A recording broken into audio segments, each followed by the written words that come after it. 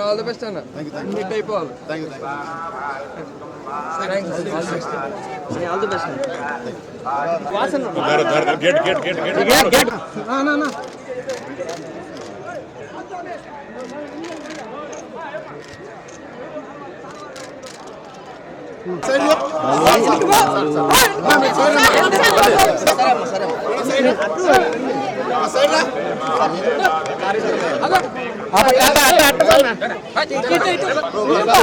అయ్యో